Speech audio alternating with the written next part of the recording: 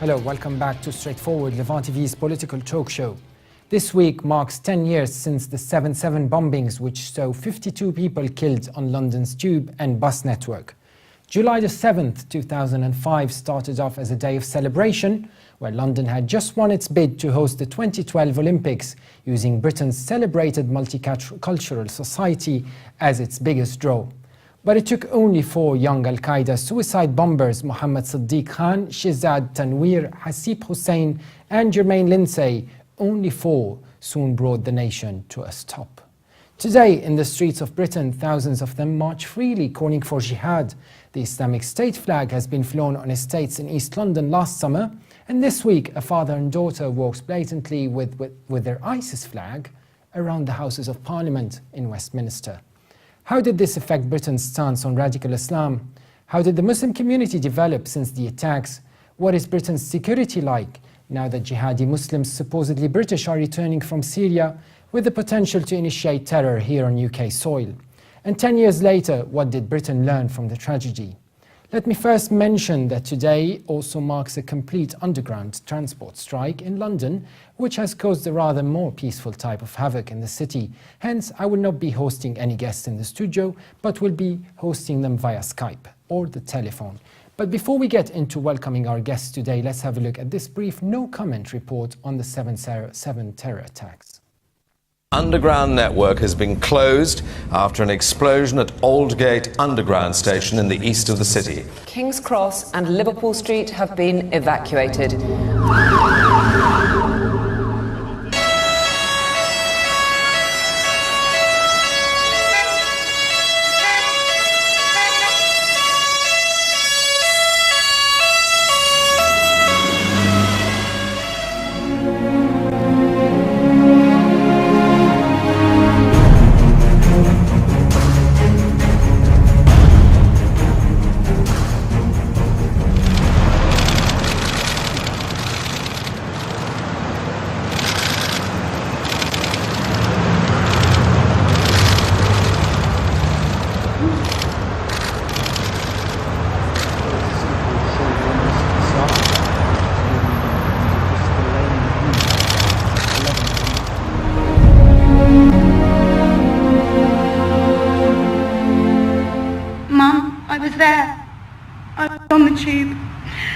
My mum doesn't swear, so all I remember is her saying was, "Sugar, I'm on my way." Now I can't stand up here, as many have done before, and say that the London bombings has had an effect on me that has changed my life positively. Sometimes I feel that people are so hell-bent on trying to make a point about terrorism not breaking us, that they forget about all the people that got caught up in it.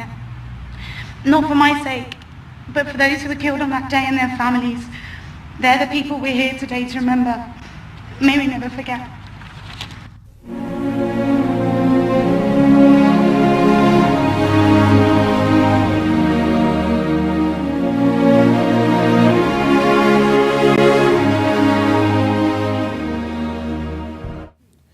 Some dramatic footage there indeed. Let's start now by talking to British political commentator Mr William Spring, joining us over the phone from London. Welcome to Straightforward, Levant TV. Good afternoon. Mr Spring, what are your impressions of Britain 10 years on the 7/7 attacks? Well, it's a country, UK, is a country which unfortunately has never looked at the reality of the situation. It was very obvious from the moment that the British troops went into Iraq that we were laying ourselves open to this type of terrorist attack. And Tony Blair was precisely warned about this, that he was leaving the situation open. And nothing was done, and the result was that the 7/7 happened. Now we've got another crisis following the Tunisian massacre, which was entirely predictable, because we left the country after David Cameron's bizarre attempt to introduce democracy, as he called it, into Tunisia. Yes. He left the country in a complete shambles. But before we get into politics, Mr. Spring, Britain in general nowadays does it really feel the same when it comes to the sometimes intimidating marches, when you see radical Muslims, what is referred to as radical Islam, in the country doing marches calling for Sharia law for Britain and so on? Well, no, I mean, I think that the Muslim population generally are not in favour of this anyway, but these guys who go around unveiling ISIS flags outside the House of Commons and things like that, they are provoking a very considerable backlash against their own policies and positions. In view of the well-known barbarity of ISIS or ISIL, yes, you know, we really are we're in a very bad way. That the police, for example, seem to think that this is quite legal. Yes, and as a Briton, Mr. Spring, are you concerned about the generations to come when it comes to the demographic change in London, in Leeds, in Birmingham? Let's say it's clearly where supposedly there is a growth of radical or even Islamist thought or rhetoric in those regions. We see it is thriving. Now, what do you think of this? Is it alarming for you? Very alarming. In view of what has happened to minorities, and I mean minorities, I actually am talking here about Christians who are not a minority in Great Britain as such, although they may well become a minority. But what's happened overseas in different countries around the world, where these radical hotheads have gained ground, is a policy of persecution of all groups which are not conforming to their agenda. Now stay with us, Mr. Spring, as we now welcome Mr. Imran Shah joining us via Skype from East London. Mr. Shah, welcome to our discussion today. Hi, thanks for having me. Mr. Shah, Joseph Willets writes on the occasion of 7/7, he writes in the IB Times that, quote, "We haven't learned much here in Britain. We must ensure that Muslim communities become and are welcomed more into the fabric of British life, rather than allowing further alienation in a vicious climate where far-right attitudes as well as hardline Muslim views are on the rise." What is your point of view on this? Yeah, I mean, I would certainly echo that. We have a situation where the backlash of foreign wars is turning into terrorism, as like 7/7, and as a consequence, you see Cameron and Tony Blair, especially on 7/7 anniversary, saying that things like foreign policy, we can't discuss that, and if you do discuss that in relation to terrorism, then you are essentially an apologizer or sympathizer for terrorism itself. So for Cameron and the British elites, it's almost like foreign policy is the golden calf for them. And if you ever were to talk about that the root cause of such things, then essentially you have to be shut down. As a consequence of this, what this does is that it alienates and marginalizes Muslim communities who want to solve the issue of foreign policy through peaceful democratic means.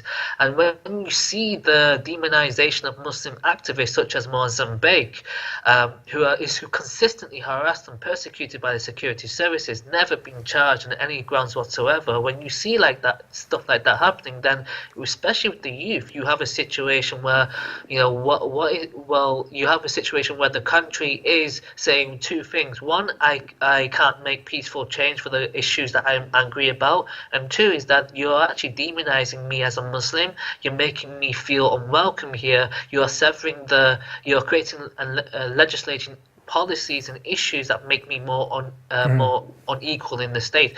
And also the rhetoric that's sort of in counterterrorism is the exact same rhetoric of far-right white supremacist extremists. So yes, you have essentially legislated policies that are essentially amplifying and radicalizing people on both extremes. So stay with us, Mr. Shah. Mr. Spring, back to you. Is it acceptable when some Islamist sympathizers sort of argue that right-wing or British nationalist thought in the country is the reason or indirect reason behind violent retaliation here on UK soil? No, I think violent retaliation of any kind is reprehensible is not to be apologised for or endorsed. I think that people who come to this country have to recognise that they are certainly guests in the country. Even when they are British, when they become citizens? Yes, I mean, I think even when you become a citizen, you're still required to be on good behaviour, as it were. Now, there are many things wrong with British society, and there are many things wrong with foreign policy.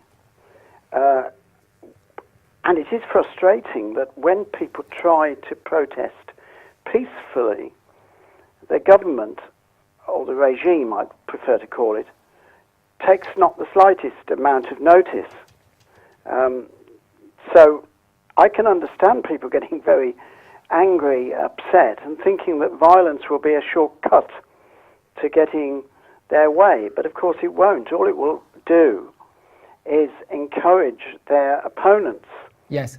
Back to you, Mr. Imran Khan. We see some comments on social media where British Muslims sort of dissociate when it comes to extreme radical rhetoric like that of Anjem Choudhury. Where do you stand? You have to appreciate essentially where the anger is coming from, and whilst we all should sort of recognise that violence is by no means should be a means to any sort of aim, you have to appreciate where that rhetoric is coming from.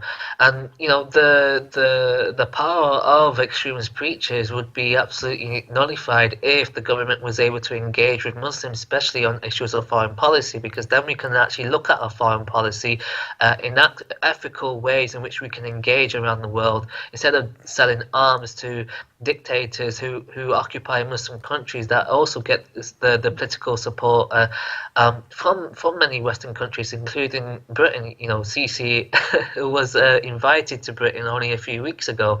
You know, this sort of behaviour does make Muslims angry. It makes many people angry as well.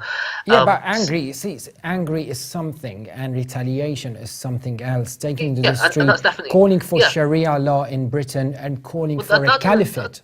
Well, you know, if you're looking at the actual number of people that stand on street corners and call for a caliphate, they are literally 20 in number in London and very few across the UK. Yes. The vast majority.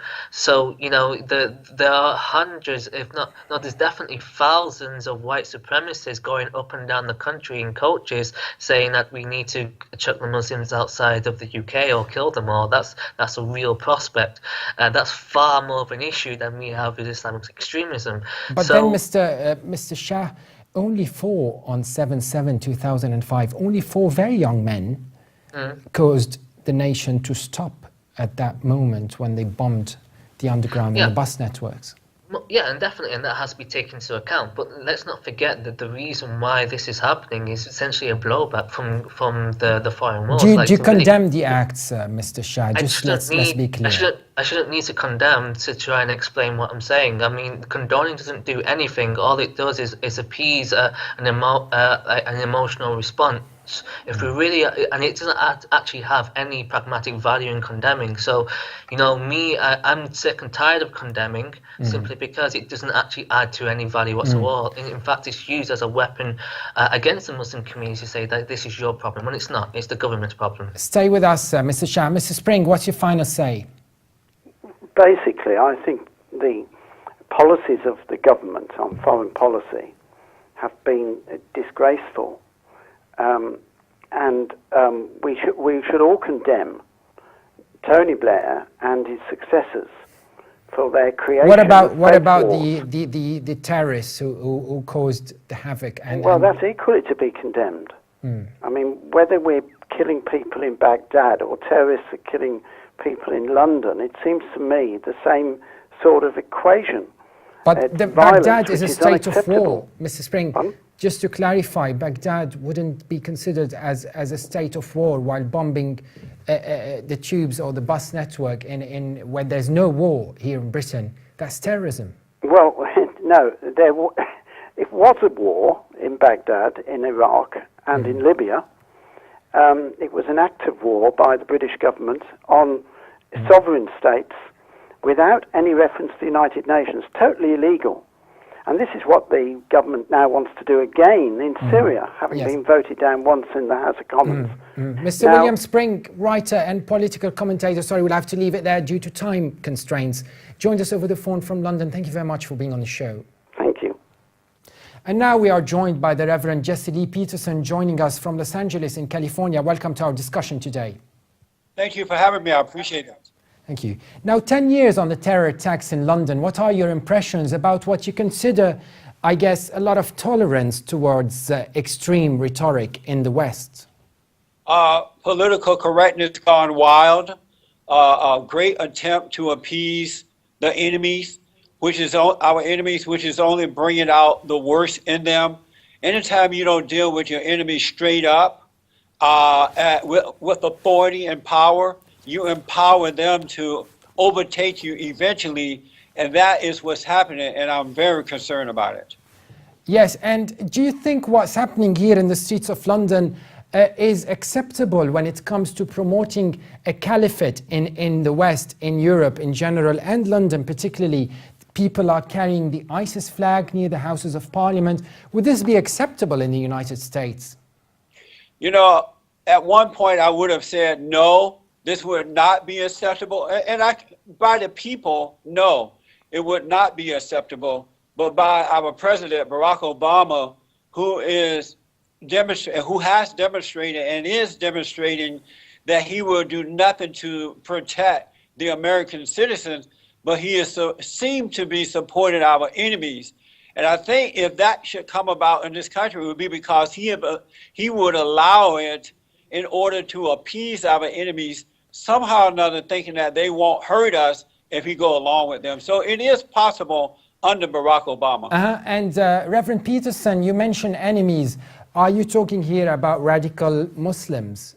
Yes. Okay, let me put you through to our other guest here from London, Mr. Imran Shah, based in East London. He's with us over the phone. So can you try to explain to him what you mean by enemies, and how is radical Islam the enemy? One thing for sure, without a doubt, in anyone's mind, the radical Muslims want to destroy the Christians and Jews. They hate us, they think that we are infidels, and they would deceive us and destroy us by any means necessary. These people are on the side of evil. They're not standing for good at all, and they have a desire to conquer the world, all in the name of so-called Allah. Yes. That's not good, and we should not agree with it or go along with it. Mr. Imran Shah, what do you have to say? Yeah, I largely agree. I mean, but what has to be understood is this is just part of the puzzle. Yeah, what is known as Islamic State already was essentially ex-Ba'athist party members that essentially Saddam Hussein's party, who essentially formed ISIS very later on. And when they formed this militia, it literally was the time when America and its allies said it's mission accomplished.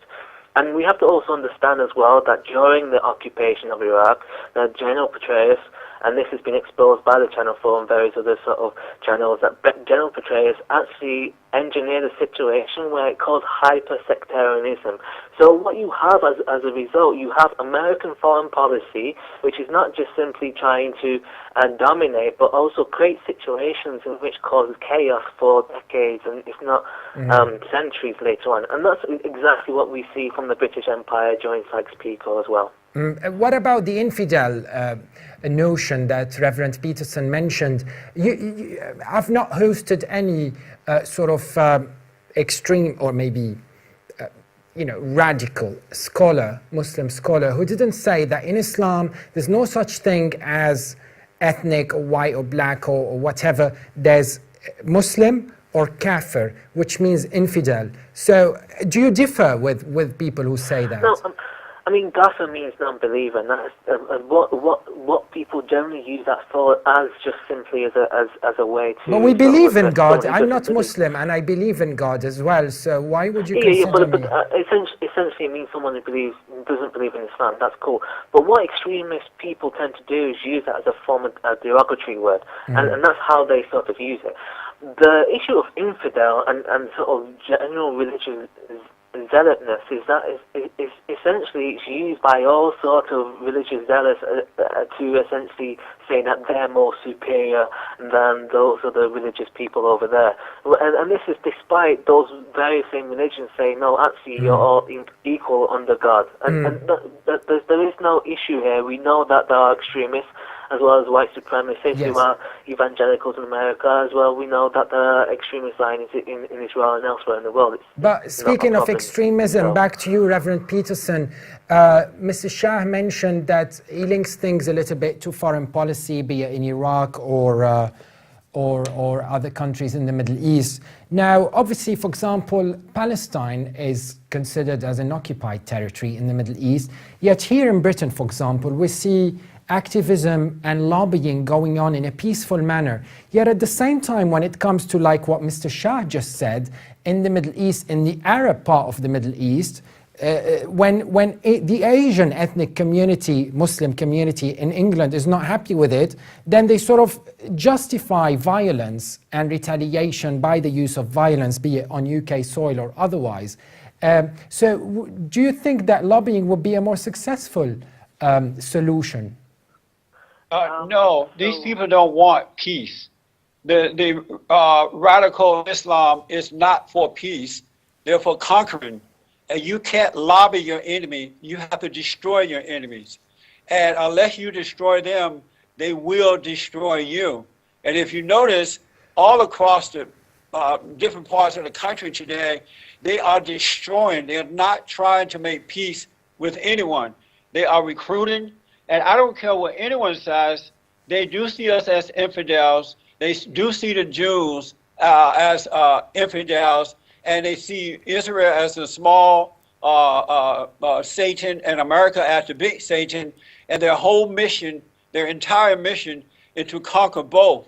It's not about peace. This religion is not about a peaceful religion. Mm-hmm. If so, you would see more Muslims across the world coming out and joining the Westerners in an attempt to defeat radical Islam. But you do not see that happening.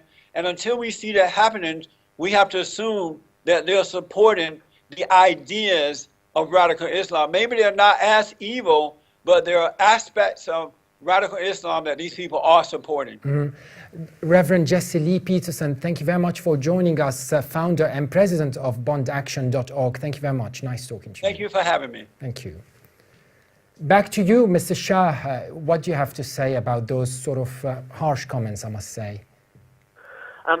Well, you have a situation, this is exactly the type of rhetoric you have from Islamophobes.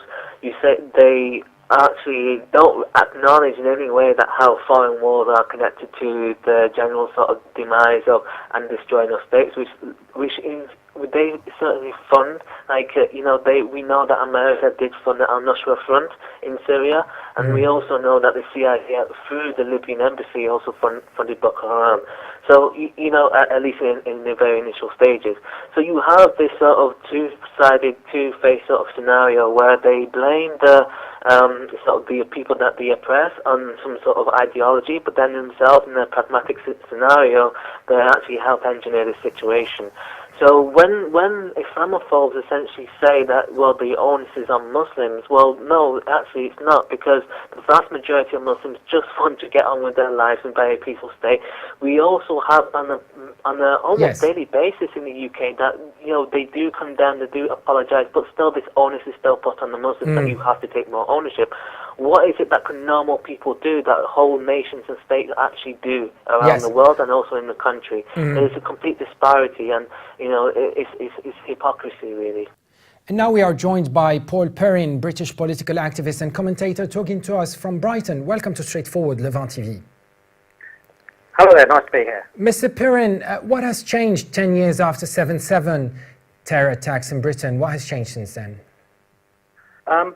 I think to a great extent not much has. I think one of the sort of typical British reaction to this kind of thing is just stoicism. The British, they don't panic, they don't get mad about things. I think with the 7/7 anniversary coming up, or has just passed, obviously all the people everyone in the country sort of feels sympathy for people who lost people in the event.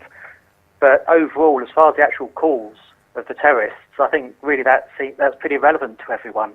It's just a human reaction. I think if you think about what happened in London, it wasn't that long ago that we had the RA bombs going off. I was working in London at the time. I was working in Woolwich in central London about the time that a bomb went off on a bus there. I worked in Docklands about the time there was a huge bomb there. I lived in South London, and they found an RA bomb factory around the corner. Yes. But that's all in the past now, and who really cares about the RA? But that's where my second question, many argue no lessons were learned and Britons feel more alienated in their own country nowadays. Do you agree? Sorry, could you just repeat the question? I said many feel that lessons weren't really learned from the 7/7 attacks, and British people feel more alienated in their own country nowadays. I think that I don't think people in the country feel alienated. In my experience, as I say, the actual cause that the terrorists were working for, people aren't really that interested in. But the impact it has had on the public, the most complaints and issues I hear, is actually about the government's response. People are very annoyed at all the extra security at airports. It looked very much like the government were just posing. They were trying to put on a big face, and the public generally thought that if the terrorists had an impact, it was the government's reaction. It wasn't what the terrorists themselves had done. Stay with us, Mr. Perrin. Mr. Imran Shah, back to you.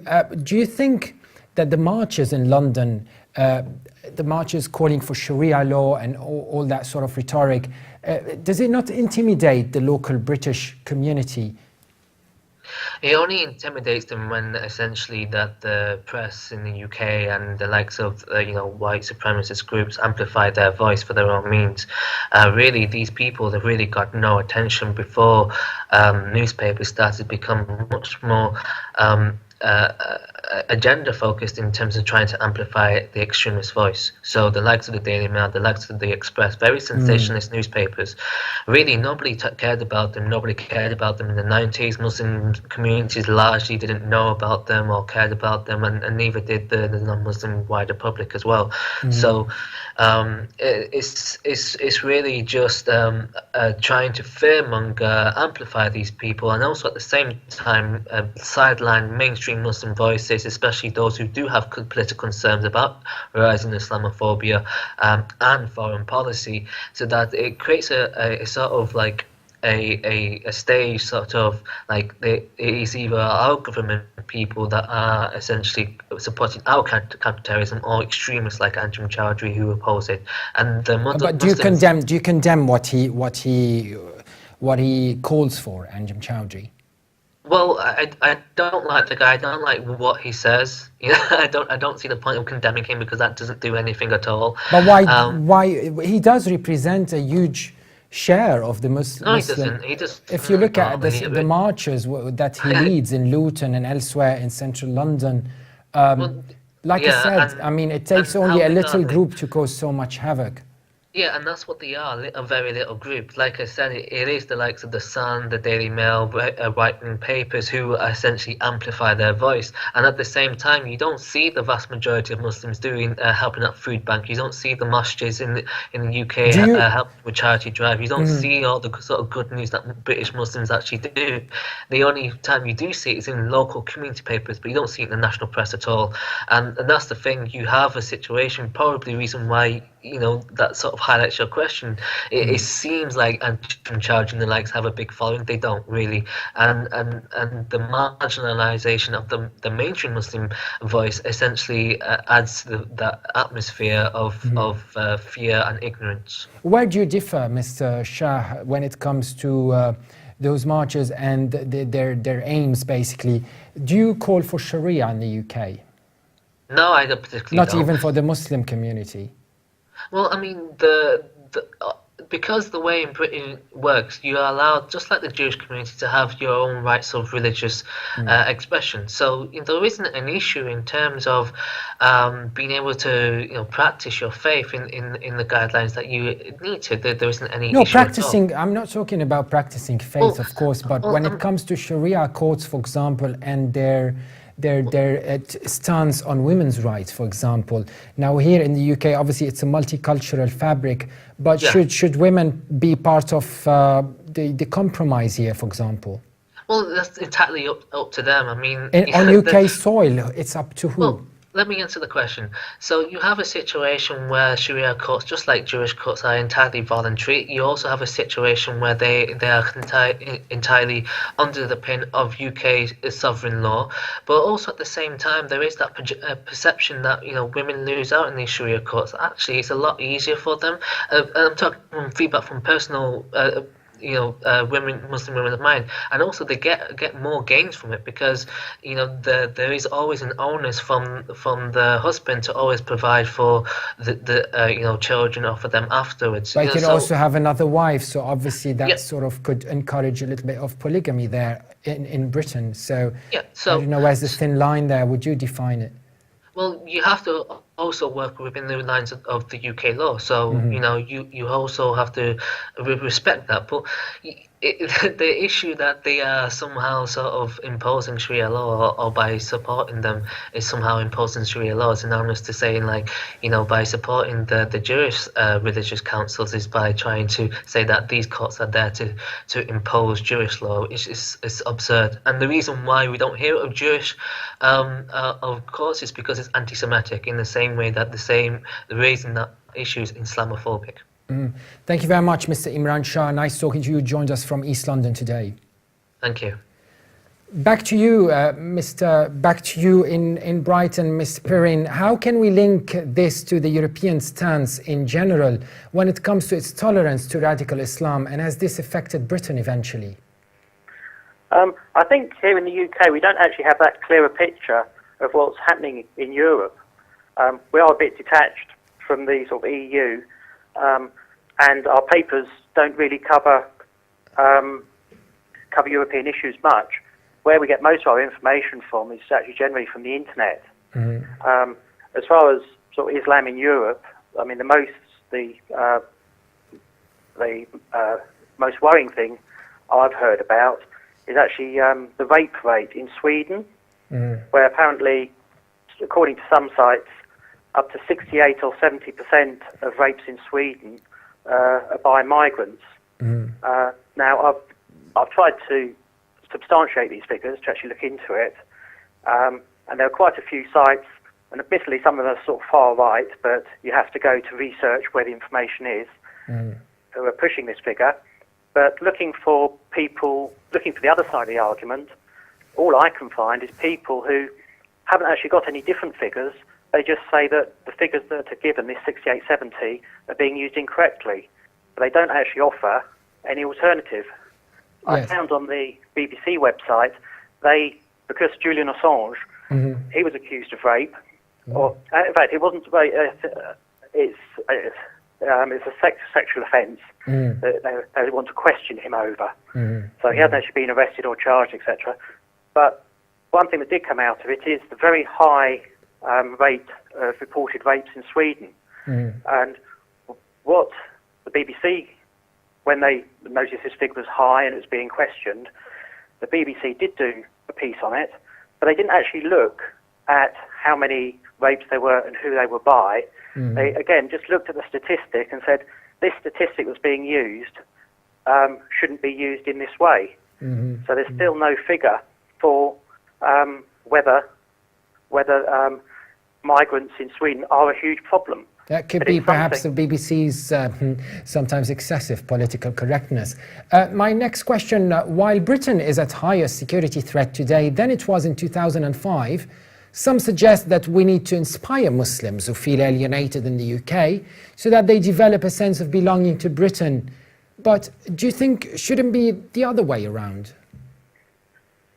Where they should inspire the British community to sort of buy into what they believe in?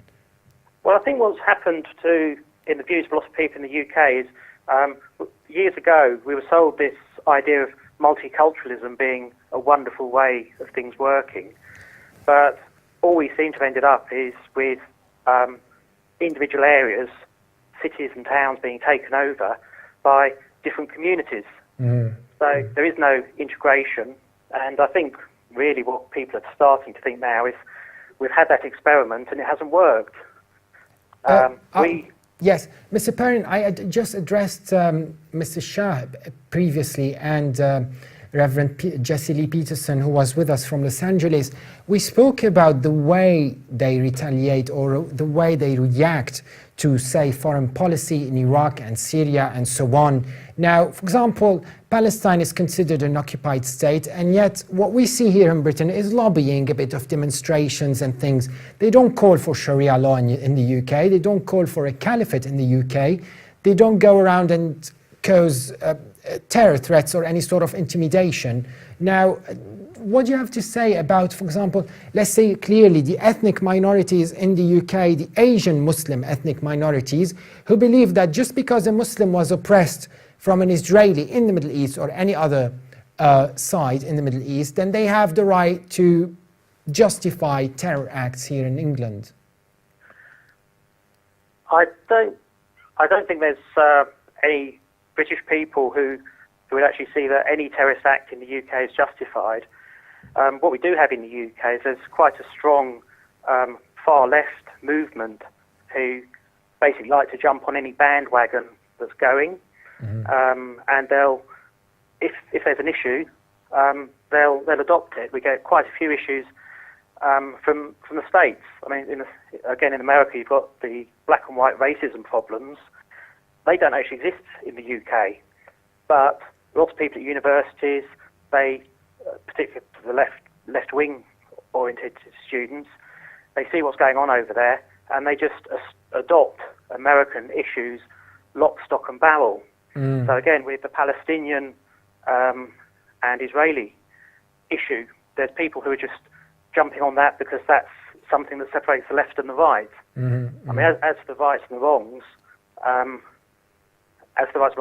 people are far less interested in the detail than it's an issue that they can say, this is left wing, this defines me, that's right wing, I object to that, and that defines them.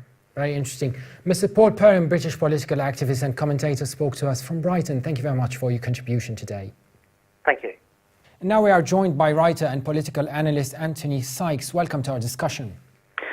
It's very nice to be on. Obviously, you've introduced me there as Anthony Sykes, but that's actually a pseudonym. And I could talk a little bit about the reason I use that pseudonym if you like, because it relates to what we're discussing. But I'll leave that up to you. Of course, we will get to that, obviously, especially when I ask the questions. Okay. Mr. Sykes, is multiculturalism the problem in Britain, or as you might argue, it's in fact Islamic doctrine? Well, you see, now we're speaking 2 days after the 10th anniversary of the 7/7 attacks, of course. Now, in the couple of years preceding 7/7, we'd started to hear people say, sort of dare to say for the first time, or talk in terms of there having been a failure of multiculturalism in the UK. Now, naturally, in the wake of 7/7, when 4 British citizens, basically in the name of jihad, blew up 52 of their fellow Britons, that talk became more prevalent. And I agree with it at the time, but over the years since, I would say that my opinions become more nuanced. I don't think the problem, as you allude to, is with multiculturalism per se, since the vast majority of non-Indigenous ethno-religious groups to settle in Britain in the post-war era, they've done so with success. They've done so without major trouble. It's not been perfect by any means. It could have been better, but it's gone pretty well. Now, there's been one notable exception to that, and that, I'm afraid to say, is the Muslim community. Now, this certainly isn't true for all of the Muslim community, far from it, but I do feel that it's not multiculturalism that has failed, but it's Islam in Britain that is failing multiculturalism, and I think that is because Islam, mainstream Islam at least, and particularly Sunni Islam as a belief system, I think in many ways it's incompatible with a multicultural society where there's a live ethos is key. And I think it's an inherently supremacist and expansionist doctrine in some ways, and it's not terribly tolerant, and it promotes disdain for the disbelievers. It's not very malleable, but we could list examples of that. But I'm sure you want to come in again. No, but what's so controversial about this that you wouldn't want your picture to be seen or your real name to be? Right. Well, you see, as I said, you've introduced me as Anthony Sykes, and as I said, that's a pseudonym. Now, the reason I use that pseudonym is, sadly, we've We've seen a number of instances in which anyone who speaks about Islam in a manner which is anything less than uncritical, firstly, they're liable to receive threats in some cases from militant Muslims, threats of violence, threats of death. Sometimes it's threats toward the family, and sadly, in some cases, these people have made good on their threats, and people have lost their lives. Secondly, and this is a more immediate concern to someone like myself, there's a very pervasive and very oppressive taboo in the West, and certainly in the UK, with regard to any comment upon Islam which is anything other than, obsequious praise. Because of what I would say is a deliberate attempt and a malicious attempt driven by both the far left and the Muslim far right to dismiss any critical opinion or even any kind of scrutiny or questioning relating to Islam as racism. And this can have, detrimental consequences for a person in terms of their career and even socially. So for the reasons I've said, if I were to acquire a high profile as someone talking about this subject, I wouldn't want to do it with a name that's on the electoral roll. And I think that in itself underlines what a volatile subject this is and how difficult it is to be honest. Why has it seems to many people and myself that sometimes Islam is being sold as a package at the universities, in academia. You've seen in Oxford University, you've got Tariq Ramadan, this image of a moderate Muslim, except that he doesn't really support very modern and very liberal thoughts. So it's selling so much in Britain particularly. Why is that? Well, I mean, in relation to what I just talked about, that I'm using a pseudonym, now I'd probably be fine. A lot of people who speak openly under their own name about Islam, they don't get death threats, but there's a great many that do. I don't want to become one of them. Now, I think there's a very egregious double standard in evidence there, because you look, for instance, at somebody like Mehdi Hassan. Now, Mehdi Hassan actually says some reasonable things sometimes, and he is hailed as a moderate Muslim commentator. He's an editor of the New Statesman. He writes for The Guardian. He's appeared on Question Time. He's a very high-profile commentator. This is a man, however, who is on record, and anybody can go on YouTube and search it, who is on record as describing non-Muslims as cattle. Right? So there's an example of the kind of double standards we're talking about. To give you another example, Luton has been a very fractious place with the relations between the Muslim and non-Muslim communities. Luton is where the English Defence League emerged. It's also where Al-Muhajirun, a now banned organisation, emerged as well. If you look in somewhere like Luton, there is a Salafi imam by the name of Abdul Qadir Bask, who is on the local council's Luton in Harmony community cohesion programme. This is a man who's on record on local radio in Luton as saying that in his ideal Islamic state, homosexuals would be executed. This is the kind of thing we're talking about. As you say, there's this idea of, moderate Islam. I'm afraid that, in my opinion, in the aftermath of 9/11, in the Al-Qaeda attacks in America, we were sold this idea of moderate Muslims. Well, anybody who basically was ready to condemn, terrorist attacks in the name of jihad was basically identified as a moderate, regardless of their opinions on non-Muslims, on gay rights, on gender relations, on all manner of things. There's a picture in the UK which we could, talk about in more depth. Yes, if you were offered a job just near Luton and you considered avoiding commute and living in Luton with your family and young children, for instance, would you do it? Well, it's a good question. I think I'd be very careful about where I lived, and I'd be pretty careful about where I sent my children to school. I can't profess to be an expert on a place like Luton, but you see and you hear enough in places like this to be very, very wary. I mean, you could take the example of Tower Hamlets in the East End of London. We saw a Muslim mayor there, Lutfur Rahman, was elected. He was later fairly recently thrown out for corruption. He had very, very well documented links to the Islamist far right, the Islamic Forum for Europe based in the East London Mosque. He was elected there, and this was to the detriment of non-Muslims in the area, the Jewish community and people like that. And it's an area where we've seen a lot of violence against the gay community, people drinking alcohol, even people running dating agencies and failing to observe the Ramadan fast. And in many cases, it's at the hands of self-proclaimed Sharia patrols. Now, these kind of things, I'm afraid to say, they make the wider population very, very wary about what the consequences could be in coming decades as, with a high birth rate and with, higher immigration continuing, the Muslim population increases. Now, I want to say another thing. I've mentioned the way these kind of opinions I'm expressing are often equated with racism. I will say one thing here, and it's this. This really has very little, if anything, to do with race. This idea of Islamophobia, if we can call it that. And let me say something. Over 2/3 of the Muslims in Britain, they're of South Asian descent. Generally, they're either Pakistani, Bangladeshi, or Indian. There are, Somalis, there are Middle Easterners, Arabs. But by and large, so the average non-Asian Briton, with the exception of a Sikh man in a turban or a Muslim woman in a hijab or a niqab, Muslims, Hindus and Sikhs are more or less indistinguishable from one another on a superficial level. They're indistinguishable by and large, yet the levels of integration and the wider perception of the latter two groups, the Hindus and the Sikhs, the two of the main South Asian, ethno-religious groups, they differ quite significantly, sadly, from that of the Muslim community. There are numerous reports on these particular groups, and I've got a lot of Sikh friends myself, on their educational attainment, economic success, and basically staying on the right side of the law, staying out of jail, which showed that the Hindus and the Sikhs vastly outperform pretty much anybody else you could name, certainly the white majority in Britain. And that by and large, they're pretty well perceived by the majority of people. And as I said, got a lot of So are Sikhs, some Muslims, say, in defense of some Muslims, obviously they are well-to-do people. Oh, absolutely, that's quite right. You go to any general practitioner, you go to any hospital, you go to any law practice, you'll find plenty of people, you'll find plenty of Muslims, very well-integrated people who've, very successful, and they've done very well economically. And there are many exceptions. But we cannot deny that there is a doctrine and a set of values which runs through the heart, certainly of mainstream Orthodox, certainly Sunni Islam, maybe Shia Islam as well. They're a much smaller demographic in the UK, which has been problematic. As I said, it's very interesting to Anthony, note that South Asians are often more prone than the average white Briton to have concerns about the Muslim community. I'm sad to say, but sorry, yeah. Anthony, you wrote to us the Kurdish contrast, hypocrisy, selective outrage, and anti-Semitism. Tell us more about this before we end this episode today. Well, I would make a wider point on that, Carl, which is to say that, sadly, I think Muslims in Britain, they do themselves very few favours in the matters they choose to protest and condemn on a large scale, and those they remain indifferent about. Maybe this is a crude contrast, but if we think back 9 years to the Danish cartoon controversy, we saw 3,500 Muslims outside the Danish embassy in London. There were people holding placards bearing slogans like, behead those who insult Islam. We saw the same in Beirut. When the Mujahideen come roaring. Yeah, just for a fact, we saw the same in Beirut, except they went to the wrong embassy. They went to the Dutch embassy, it was a global unfortunately. Thing, and of course, in other countries, people lost their lives in those protests. They turned into full-on riots. Now, carry on.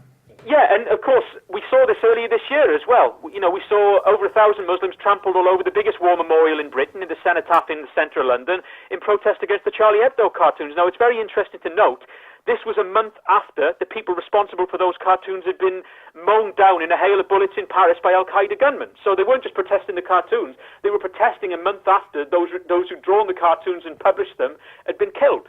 In the wake of 7/7, in the wake of the murder of Lee Rigby on London streets in Woolwich, in the wake of the Rotherham grooming scandal emerging last year, we saw no such protests, I'm afraid to say, nor do we see any large-scale expression of disgust when fellow Sunni Muslims, in the name of Islam, citing Islamic scripture and tradition and jurisprudence in Syria and Iraq, they cite their justification from the scripture for massacring and sexually enslaving thousands of Yazidis and indeed Christians, executing and enslaving these people by the thousands. We see no mass protests. We saw no mass protest in the wake of 7/7. And as you alluded to, we can see a similar dichotomy and a double standard between the fact that there was almost universal outrage among British Muslims, mostly South Asian people with no linguistic or cultural ties to the Levant or the Middle East, or the Arabic speakers. Besides religion, there's almost universal outrage over Israel and in support of the Palestinian cause. And yet there's almost total silence over the Kurdish struggle. These are people who've been subject to ethnic cleansing and periodical, warfare and genocides from Turkey, Syria, Iran, and Iraq. And their fellow Christians, of course, in Iraq. And it seems to me, if I may say, that I think the difference, if anything, is that it's not that Israel makes the mistake of marginalizing and oppressing Muslims.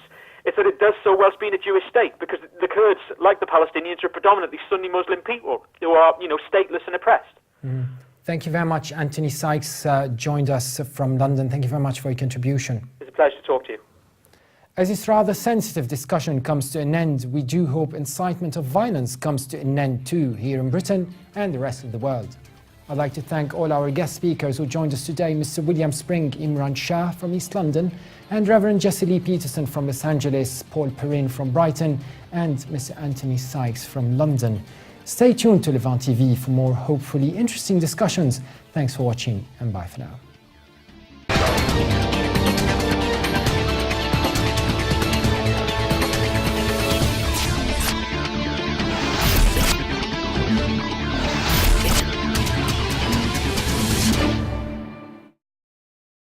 Breaking us, that they forget about all the people that got caught up in it. Not for my sake, but for those who were killed on that day and their families. They're the people we're here today to remember. May we never forget.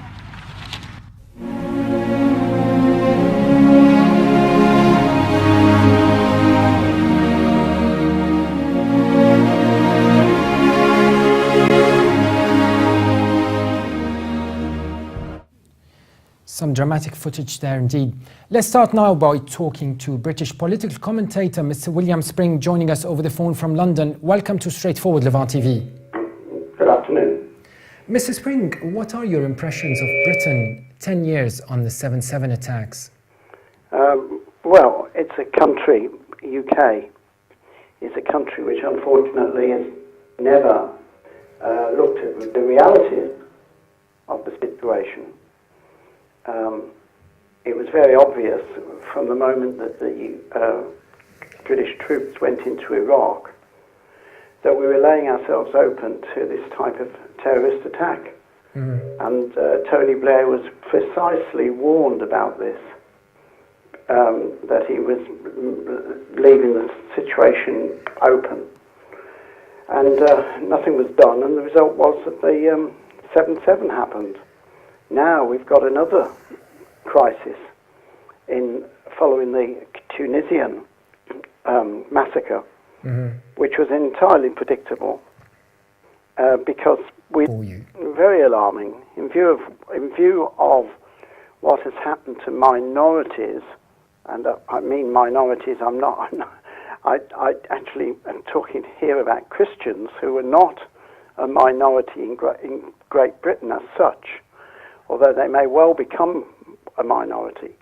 But what's happened overseas in different countries around the world, where these radical hotheads have gained ground, is a policy of persecution of all groups which are not conforming to their agenda. Now stay with us, Mr Spring, as we now welcome Mr Imran Shah, joining us via Skype from East London. Mr Shah, welcome to our discussion today.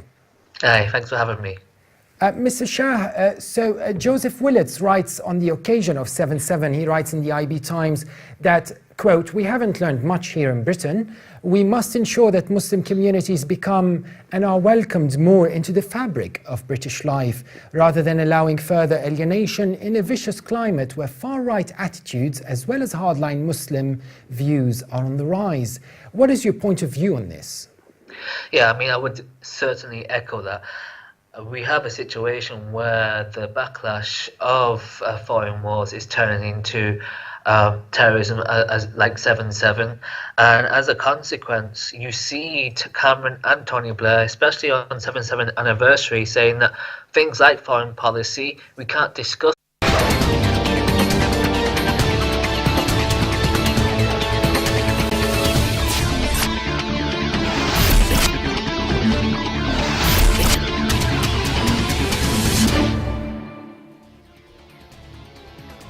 Hello, welcome back to Straightforward, Levant TV's political talk show.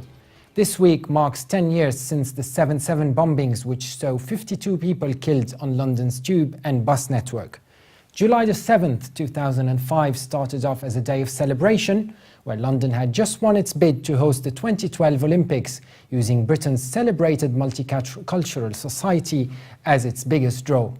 But it took only 4 young Al-Qaeda suicide bombers, Mohammed Siddiq Khan, Shehzad Tanweer, Hasib Hussain and Jermaine Lindsay, only 4 soon brought the nation to a stop. Today, in the streets of Britain, thousands of them march freely, calling for jihad. The Islamic State flag has been flown on estates in East London last summer, and this week a father and daughter walks blatantly with their ISIS flag around the Houses of Parliament in Westminster. How did this affect Britain's stance on radical Islam? How did the Muslim community develop since the attacks? What is Britain's security like now that jihadi Muslims, supposedly British, are returning from Syria with the potential to initiate terror here on UK soil? And 10 years later, what did Britain learn from the tragedy? Let me first mention that today also marks a complete underground transport strike in London, which has caused a rather more peaceful type of havoc in the city. Hence, I will not be hosting any guests in the studio, but will be hosting them via Skype or the telephone. But before we get into welcoming our guests today, let's have a look at this brief no-comment report on the 7/7 terror attacks. Underground network has been closed after an explosion at Aldgate Underground Station in the east of the city. King's Cross and Liverpool Street have been evacuated.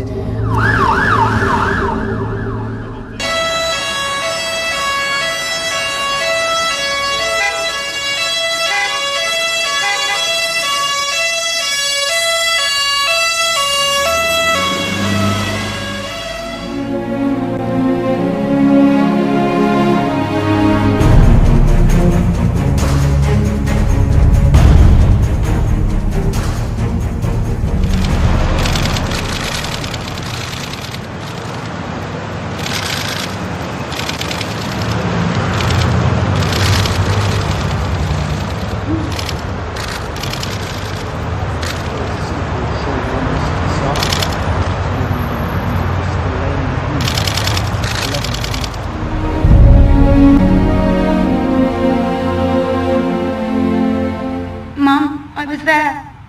I was on the tube. My mum doesn't swear, so all I remember is her saying was, "Sugar, I'm on my way." Now I can't stand up here, as many have done before, and say that the London bombings has had an effect on me that has changed my life positively. Sometimes I feel that people are so hell-bent on trying to make a point about terrorism. Left the country after David Cameron's bizarre attempt to introduce democracy, as he called it, into Tunisia. Yes. He left the country in a complete shambles. But before we get into politics, Mr. Spring, Britain in general nowadays, does it really feel the same when it comes to the sometimes intimidating marches, when you see radical Muslims, what is referred to as radical Islam, in the country doing marches calling for Sharia law for Britain and so on? Well, no, I mean, I think that the Muslim population generally are not in favour of this anyway, but these guys who go around unveiling ISIS flags outside the House of Commons and things like that, they are provoking a very considerable backlash against their own policies and positions. In view of the well-known barbarity of ISIS or ISIL, yes, you know, we really are we're in a very bad way. That the police, for example, seem to think that this is quite legal. Yes, and as a Briton, Mr. Spring, are you concerned about the generations to come when it comes to the demographic change in London, in Leeds, in Birmingham? Let's say it's clearly where supposedly there is a growth of radical or even Islamist thought or rhetoric in those regions. We see it is thriving. Now, what do you think of this? Is it alarming?